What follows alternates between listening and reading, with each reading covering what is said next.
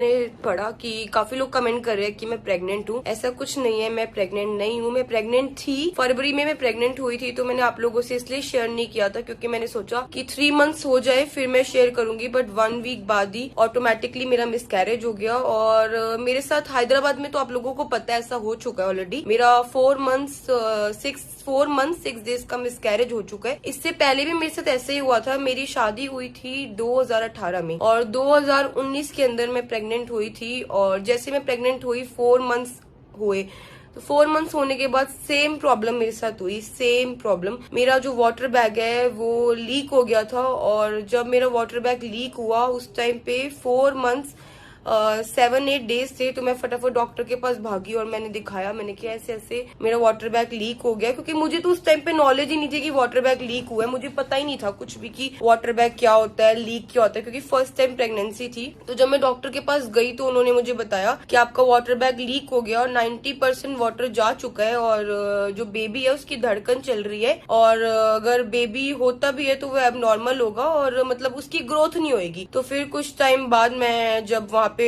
रही और 1-2 घंटे हुए तो उसकी भी धड़कन खत्म हो गई थी, क्योंकि मुझे ऑटोमेटिकली उस टाइम पे फीवर आ गया था।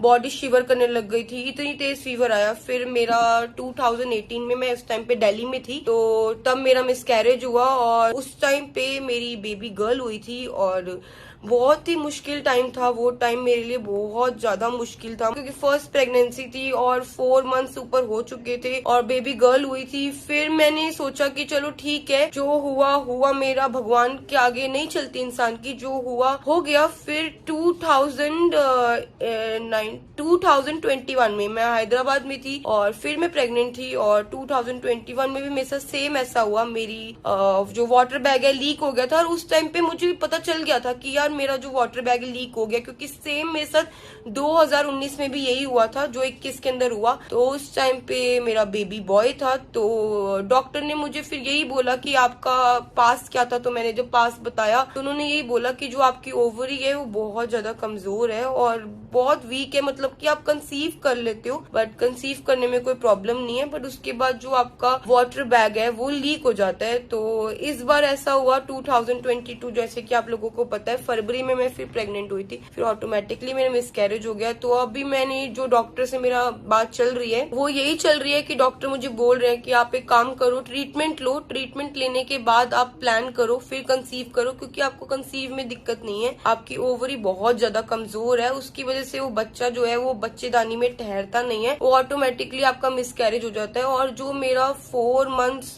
के एक्सपीरियंस है, जो 2 बार मेरे साथ हुआ, 19 में और सेम 21 में, वो यही था कि मेरा ऑटोमेटिकली मेरा जो वाटर बैग है वो लीक हो गया था। और उसके अंदर डॉक्टर्स ने मुझे यही बात बोली, सेम बात, कि आपका जो ओवरी है वो बहुत ज्यादा कमजोर है, उसकी वजह से हो रहा है। और अभी मेरे को स्ट्रिक्टली मना किया हुआ है 1 से 1.5 साल तक कि आप कोई भी फ्यूचर प्लानिंग मत करो, क्योंकि अगर आप प्लान करोगे तो यही दिक्कत आएगी। और सबसे बड़ी जो बात थी ना मेरी लाइफ में वो ये थी, जो मेरा मिसकैरेज हुआ था वो एक नॉर्मल डिलीवरी की तरह हुआ था। ऐसा नहीं था कि ऑटोमेटिकली वो चीज हो गई, नहीं, वो नॉर्मल डिलीवरी की तरह हुआ था। और जो पेन एक औरत सहती है वो वही पेन मैंने भी सहे।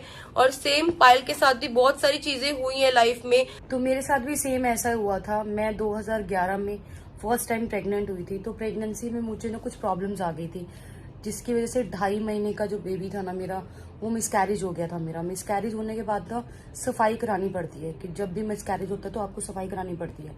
तो जब मेरी सफाई हुई ना, तो सफाई में डॉक्टर्स ने कुछ छोड़ दिया मेरी ट्यूब में, और वो ट्यूब मुझे उस टाइम नहीं पता लगा। 2-2.5 महीने बाद ना मुझे हल्का हल्का पेन स्टार्ट होने लगा। जब हल्का हल्का था तो मैंने इतना मतलब इग्नोर कर दिया कि ऐसे ही हो रहा होगा, ऐसे ही हो रहा होगा, सफाई हुई है ऐसे ही हो रहा होगा। फिर बाद में जब वो पेन इतना ज्यादा बढ़ गया कि मेरा ना मतलब सहन ही नहीं हो रहा वो पेन, तो मैंने चीकू के पापा को बोला कि मुझे बहुत दर्द हो रहा है, आप मुझे, उस टाइम हम लोग दिल्ली रहते थे, कि आप मुझे हॉस्पिटल लेके चलो। तो चीकू के पापा मुझे गुरु गोविंद सिंह हॉस्पिटल है रजौरी गार्डन में, वहाँ लेके गए। तो डॉक्टर्स ने जब चेक किया, मेरा अल्ट्रासाउंड किया, तो पता चला कि जो कुछ छूटा था ना वो मेरे ट्यूब में चला गया है। हमारे लेडीज के पास 2 फिलिपिन ट्यूब होती हैं और उस ट्यूब में वो चला गया, और उसने जो है कैंसर के कीड़े बन गए हैं। तो जब इतना पता लगा तो उन्होंने बोला भी इसको तो ऑपरेट करना पड़ेगा, इसकी ट्यूब निकालनी पड़ेगी। तो मैं बहुत घबरा गई, चीकू के पापा भी बहुत घबरा गए। हमारा कोई था नहीं, मम्मी पापा नहीं थे, कोई नहीं था। फिर चीकू के पापा ने मुझे भाभी के पास भेजा, कालू भैया की वाइफ के पास भेजा। वहाँ जाके हाँसी में मेरी जो ट्यूब है वो निकाली गई। उसके बाद डॉक्टर्स ने बोल दिया कि आपकी प्रेगनेंसी के चांसेस बहुत कम है, मतलब आपके पास एक ट्यूब है, एक ट्यूब में प्रेगनेंसी बहुत मुश्किल से होती है। तो मतलब दर्द वो था कि मैं ऑपरेशन हो रखा है, 8 टाँके आए थे मुझे उस टाइम, 8 स्टिचेस हुए थे। पहला ऑपरेशन मेरा वो था। उसके बाद फिर दूसरा ये कि यार कभी माँ ही नहीं बन पाएंगे, जब कोई खुशी मिली नहीं, आगे भी वो खुशी नहीं मिल पाएगी, इस चीज़ का भी दुख था। फिर जैसे तैसे मैंने हर मंदिर, हर गुरुद्वारे, हर मस्जिद, हर जगह में गई, हर जगह 4 साल तक हमने बहुत, मैं IVF तक के लिए भी चली गई थी। लेकिन 2011 नहीं 13 या 14 के बीच में मैं IVF के लिए गई। और उस टाइम जो IVF के चांसेस होते थे ना, वो बिल्कुल कम होते थे। मतलब उनका ये होता था कि होगा 30% होगा और 70% नहीं होगा, ये होता था उस टाइम। और उसका कॉस्ट भी बहुत ज़्यादा था, 4-4.5 लाख रुपए में उस टाइम होता था। पर हमारे पास इतनी पैसे नहीं थे, इतना कमाते नहीं थे। तो मैं चीकू के पापा ने और मैंने ड्रॉप कर दिया कि नहीं, अभी छोड़ देते भगवान के ऊपर, जब होगा तब देख लेंगे।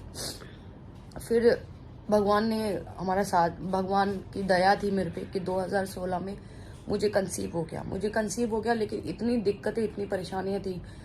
चीकू के पापा के पास कोई काम नहीं था, हम बहुत ज़्यादा प्रॉब्लम्स में थे। फिर भी चीकू के पापा ने बोला कि नहीं, इतनी मुश्किल से हमें भगवान ने दिया है, मुझे बाप बनाने की खुशी मिली, तुझे माँ बनाने की खुशी, हम अच्छे से इसका सब कुछ करेंगे। फिर जाके चीकू हुआ, और वो चीकू हुआ ना मेरे लिए बहुत बड़ा एक भगवान का, ये लगा लो भगवान का प्रसाद ही है कि मुझे चीकू हुआ।